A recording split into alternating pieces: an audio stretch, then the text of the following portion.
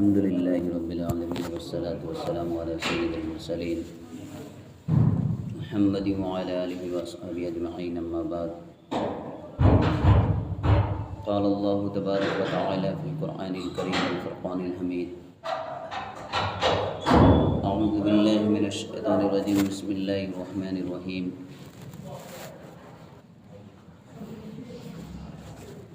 قل اللهم مالك الملك تؤتي الملك من تشاء وتنزع الملك ممن تشاء وتعز من تشاء وتذل من تشاء بيدك الخير إنك على كل شيء قدير.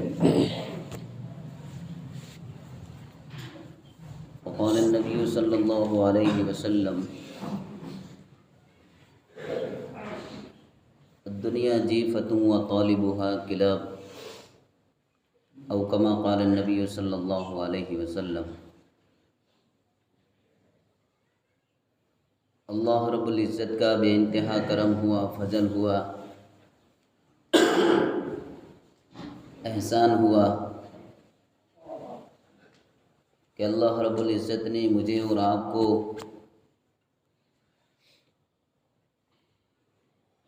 جمعہ کی نماز کے لیے اللہ کے گھر کے اندر آنے کی توفیق نصیب فرمائی.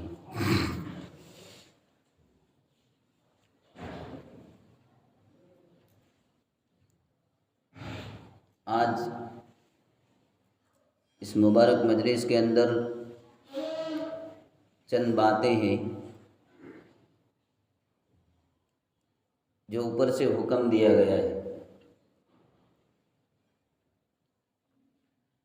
کہ آج دنیا کے اندر جو فتن و فساد چل رہا ہے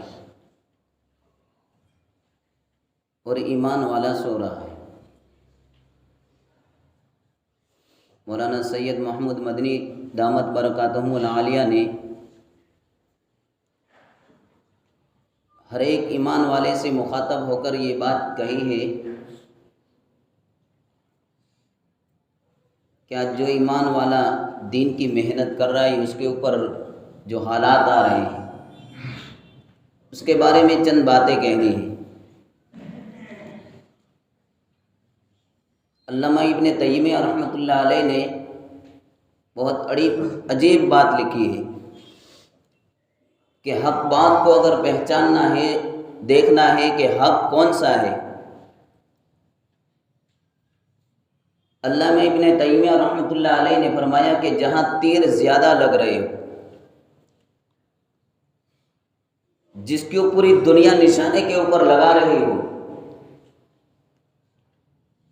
آپ لوگ میرا اشارہ سمجھ رہے ہیں کہ آج سب سے زیادہ نشانہ کس چیز کے اوپر لگایا جا رہا ہے. اللہ کا کرم ہے، اللہ کا احسان ہے کہ اللہ رب العزت نے مجھے اور آپ کو ہماری رہبری کے لیے علماء دیوبند دیے، اور یہ علماء دیوبند وہ کم ہستی نہیں ہے. میں آپ کو ایک بات بتاتا ہوں کہ جب مسجد نبوی صلی اللہ علیہ وسلم کے اوپر جب گنبد لگا ہوا ہے تو ایک طرف حدیث تھی کہ اللہ کے نبی صلی اللہ علیہ وسلم کے روضہ اقدس کے اندر جو گنبد لگا ہوا ہے اس کو ہٹا دیا جائے. یہ حدیث ہے. آپ کسی بھی عالم سے پوچھئے کہ قبر کو پختہ نہیں کیا جاتا ہے، پکی قبر نہیں بنائی جاتی ہے. مکہ مکرمہ کے جتنے بھی علماء کرام تھے، حدیث کے سامنے کیا کوئی کچھ کر سکتا ہے؟ ایک طرف حدیث ہے اور ایک طرف اللہ کے نبی صلی اللہ علیہ وسلم کا روزہ ہے. کرے تو کیا کرے؟ یہ بات ہوتے ہوتے ہندوستان تک پہنچی. کسی چیز کی جرت نہیں تھی کہ اس کے بارے، کیونکہ سامنے اللہ کے نبی صلی اللہ علیہ وسلم کا فرمان ہے. اللہ کے نبی صلی اللہ علیہ وسلم کے فرمان کے سامنے کیسا بھی ایمان والا ہوگا اپنا ہتھیار ڈال دے گا. حدیث کہہ رہی ہے کہ قبر کو پختہ نہیں بنایا جائے گا. اب اس وقت کا جو بادشاہ تھا اس نے کہا کہ یہ مسجد گنبد کو ہٹا دیا جائے. کوہرام مچ گیا پوری دنیا کے اندر. میں آپ کو جو بات بتانا چاہ رہا ہوں دوستو بزرگوں، میرے لیے، آپ کے لیے، اور جو کام کرنے والے ہیں، دین کے کام کرنے والے ہیں، جگہ جگہ کے اوپر جاتے ہیں اور ایسی جگہوں کے اوپر جاتے ہیں جہاں بھائی اور بہن کے اندر فرق نہیں سمجھا جاتا ہے، ایسی جگہ کے اوپر جا کر لوگ محنت کرتے ہیں۔ جب یہ کام شروع ہوا، دعوت و تبلیغ کا کام شروع ہوا، 1926 سے یہ کام شروع ہوا۔ مولانا الیاس صاحب رحمۃ اللہ علیہ نے اس کام کو شروع کیا۔ اس سے پہلے سہارنپور کے اندر پڑھاتے تھے، ان کے بھائی بڑے محمد تھے، ان کا انتقال ہو گیا، پھر اس کے بعد یہاں آئے۔ واقعہ بہت لمبا ہے، تو انہوں نے دیکھا اس وقت ایک تحریک چلی، جیسے آج جگہ جگہ کے اوپر تحریک چل رہی ہے کہ یہ مسلمان دوسری جگہ سے آئے ہیں، ان کو نکال دیا جائے۔ اس وقت مولانا الیاس صاحب رحمۃ اللہ علیہ کے زمانے میں یہ تحریک چلی تھی کہ یہ مسلمان یہاں کے نہیں، ان کو نکال دیا جائے۔ حالانکہ مسلمان نے اس روئے زمین کے لیے اپنا ایک ایک خون کا قطرہ بہا دیا ہے، بلکہ انگریز نے، بلکہ یہاں کے لوگوں نے تو انگریز کی غلامی کے اندر آ کر اپنے آپ کو نیلام کر دیا تھا۔ لیکن ایک ہی ہستی تھی، علماء دیوبند، جنہوں نے دشمن سے آنکھوں سے آنکھیں ملا کر بات کیے اور اس ہندوستان کو آزاد کروایا ہے۔ 14,000 علماء کرام نے اپنے تخت نشین کو چھوڑ کر، درس نظام کو چھوڑ کر، اللہ اور اللہ کے نبی صلی اللہ علیہ وسلم کی بات کو چھوڑ کر، قال النبی صلی اللہ علیہ وسلم کی بات کو چھوڑ کر، اپنے گدی کو چھوڑ کر میدان جنگ کے اندر آئے تھے۔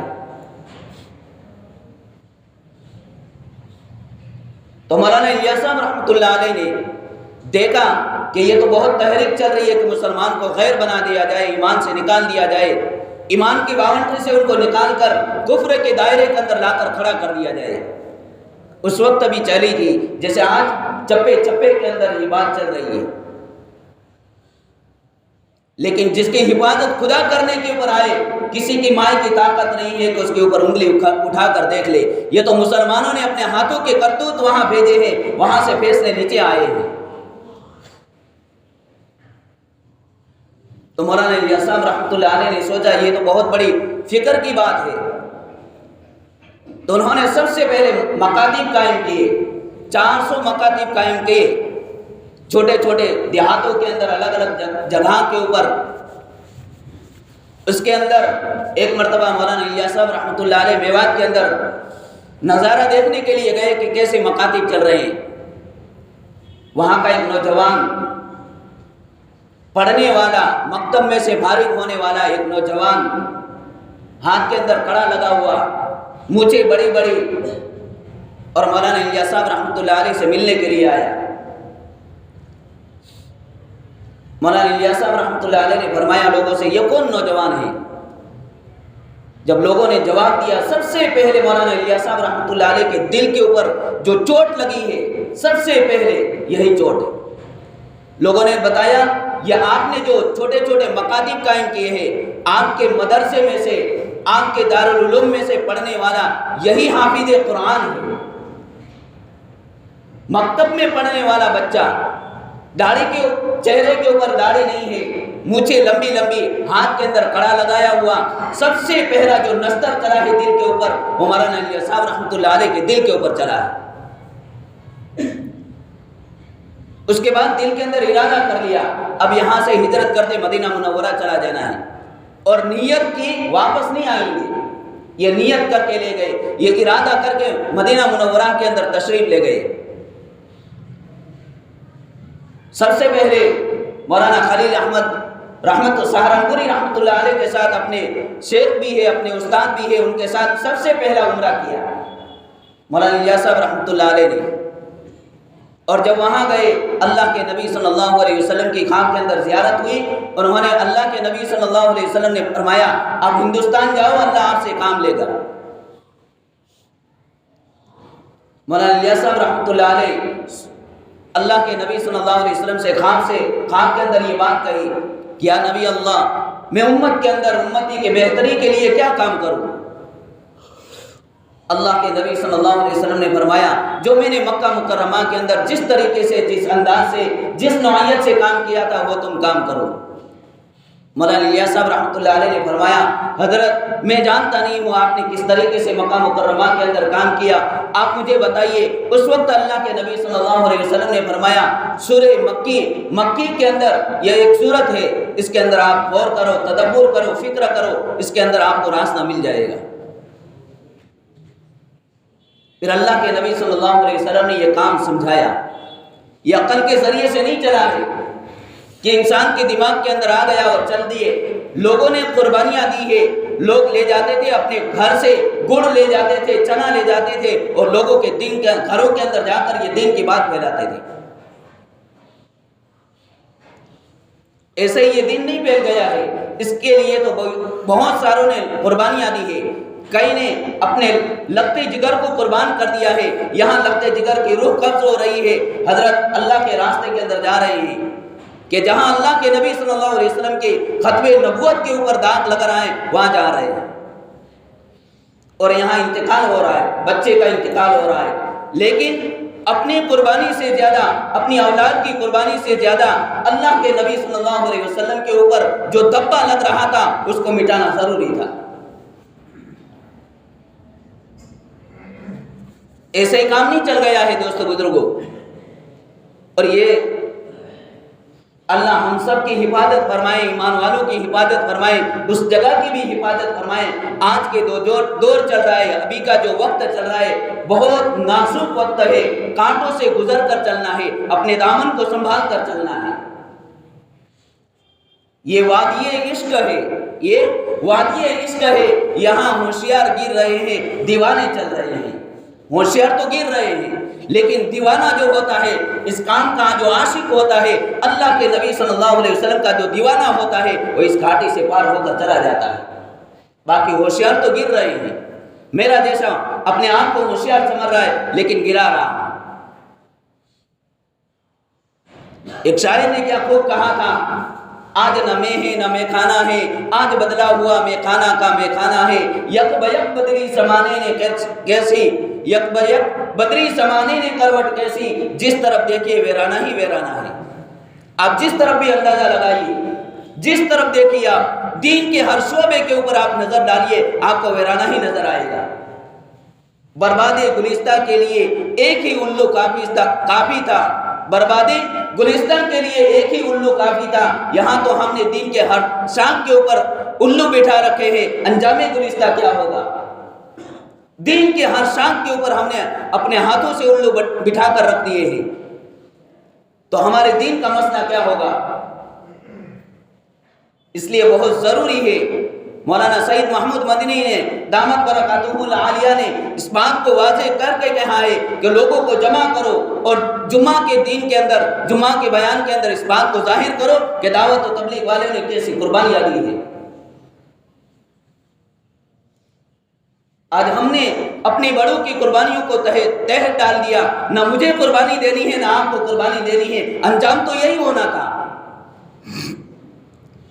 اس لیے کہ اللہ کا فرمان ہے لَإِن شَكَرْتُمْ لَأَزِيدَنَّكُمْ وَلَإِن كَفَرْتُمْ إِنَّ عَذَابِي لَشَدِيدٌ۔ اگر تم نے اللہ کی نعمتوں کی قدردانی کر لی تو اللہ کا قانون ہے، اللہ کا ضابطہ ہے کہ اللہ تمہاری نعمتوں کے اندر بڑھوتری کرے گا، اور اگر اللہ کی نعمتوں کی تم نے ناشکری کی، ناقدری کی، اللہ نعمت کو لے بھی لے گا، اور تمہارے اوپر اللہ نے فرمایا إِنَّ عَذَابِي لَشَدِيدٌ، میرا عذاب بھی سخت ہے، صرف نعمت نہیں لے لوں گا بلکہ اس کے بعد عذاب بھی دوں گا۔ ایمان والے نے دین کی بات کو ٹھکرا دیا۔ جب بھی دین کا تقاضا آتا ہے، ایمان والا اپنے گھر کے تقاضے کو سنبھال لیتا ہے، تو کون دین کا کام کرے گا؟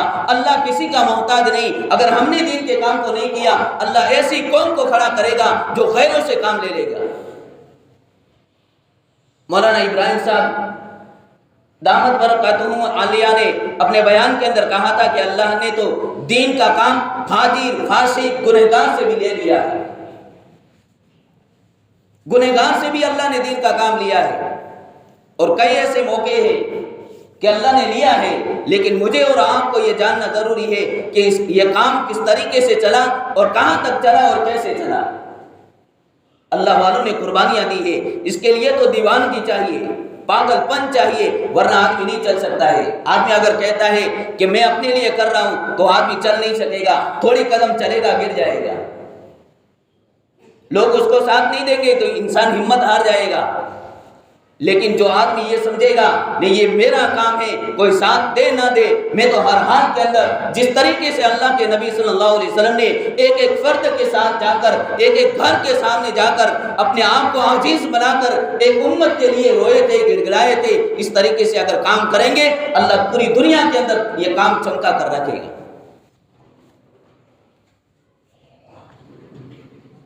میں بھی جانتا ہوں اور آپ بھی جانتے ہیں کہ اللہ والوں نے کس طریقے سے قربانیاں دی تھی۔ مولانا یوسف صاحب رحمۃ اللہ علیہ سب سے پہلے اس کام سے لگے ہوئے نہیں تھے، 48 سال کی عمر کے اندر انتقال ہوا ہے مولانا یوسف صاحب رحمۃ اللہ علیہ کا۔ 27 سال کی عمر کے اندر امارت سنبھالی ہے، امیر کا کام سنبھالا ہے۔ 27 سال کی عمر کے اندر 21 سال کی عمر کے اندر تحاوی شریف جو حدیث کی ہارڈ کتاب سمجھی جاتی ہے اس کی شرح لکھ ڈالی تھی، لیکن اس کام سے مخالفت ہے۔ مولانا یوسف صاحب رحمۃ اللہ علیہ، مولانا الیاس صاحب رحمۃ اللہ علیہ کے ساتھ زیادہ ہیں، لیکن کام سے مخالفت ہے۔ مولانا الیاس صاحب رحمۃ اللہ علیہ کے دل کے اندر چند کڑن تھی، فکریں تھی، بلکہ ان کی نانی یوں فرمایا کرتی تھی کہ مجھے الیاس صاحب رحمۃ اللہ علیہ کی پشت سے صحابہ کی خوشبو آیا کرتی ہے۔ ایسا ہی نہیں ہو گیا ہے، روئے ہیں، گڑ گڑائے ہیں، روزے رکھے ہیں۔ حاجی عبد الوہاب صاحب رحمۃ اللہ علیہ جو 2018 کے اندر ابھی قریب زمانے کے اندر انتقال ہوا ہے، وہ دلی کے اندر تجارت کی نیت سے آئے تھے۔ فرمایا ان کے کان کے اندر ایک بات پڑی کہ دلی نظام الدین کے اندر ایک آدمی ہے، ایک اللہ والا ہے جو چور و چکروں کو اپنے گلے سے لگاتا ہے، نمازی بناتا ہے۔ حاجی عبد الوہاب صاحب پہلے بھی اللہ والوں کی صحبت میں رہ چکے ہیں۔ شاہ عطا اللہ بخاری رحمۃ اللہ علیہ جب ختم نبوت کا بیان کرنے کے لیے جاتے تھے تو ان کے ساتھ یہ بھی جاتے تھے۔ شیخ احمد خانپوری رحمۃ اللہ علیہ، احمد رحمۃ اللہ علیہ جب یہ درس دیتے تھے تو ان کے درس کے اندر گھنٹوں گھنٹے چل کر ان کے درس کے اندر شامل ہوا کرتے تھے۔ یہ حاجی عبد الوہاب صاحب جب تجارت کی نیت سے دلی نظام الدین آئے تو یہ بات سنی۔ وہ فرماتے ہیں کہ جب میں مولانا صاحب رحمۃ اللہ علیہ کے پاس گیا تو ایک وکیل کھڑا تھا۔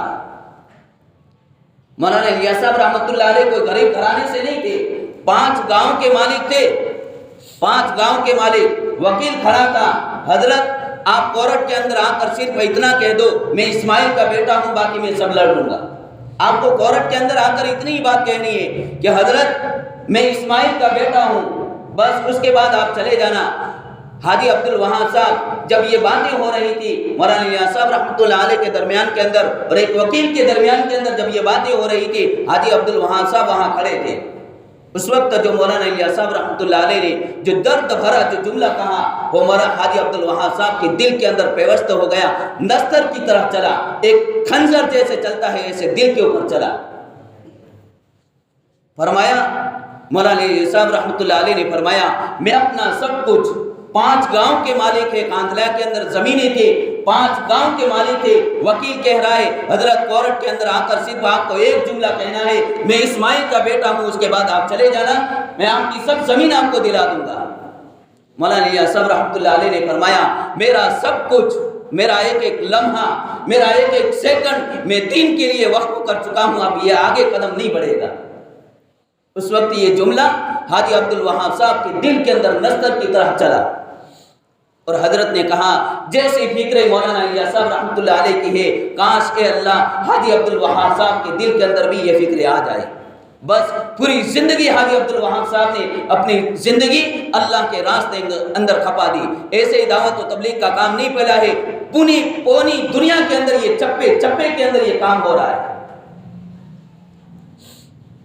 ایسا نہیں ہے کہ اگر مکہ مکرمہ کے اندر کوئی آدمی اگر غلط کام کر رہا ہے، مکہ مکرمہ کے اندر، مدینہ منورہ کے اندر اگر کوئی غلطی کر رہا ہے تو ہندوستان والے کے لیے یہ جائز نہیں ہے کہ وہ اس کے نقش قدم کے اوپر چلے۔ اللہ نے ان کو نمونہ نہیں بنایا، نمونہ بنایا ہے اللہ کے نبی صلی اللہ علیہ وسلم کو نمونہ بنایا ہے۔ میرا نبی جو کہہ رہا ہے، میرے جو صحابہ جس چیز کے اوپر چلے ہیں اس چیز کے اوپر چلنا پڑے گا۔ یہ قربانیاں ہیں جس قربانی کو آج امت مسلمہ بھول چکی ہے، اور بھولنے کی وجہ یہ ہے کہ دھیرے دھیرے جو ذمہ دار طبقہ جنہوں نے دعوت و تبلیغ کے گھر کے اندر جنم لیا، جنہوں نے دعوت و تبلیغ کے گھر کے اندر پانی پیا، وہ لوگ آج دھیرے دھیرے ہو کر دین کے دعوت سے کٹتے جا رہے ہیں، اور جس کا نتیجہ میں اور آپ دیکھ رہے ہیں۔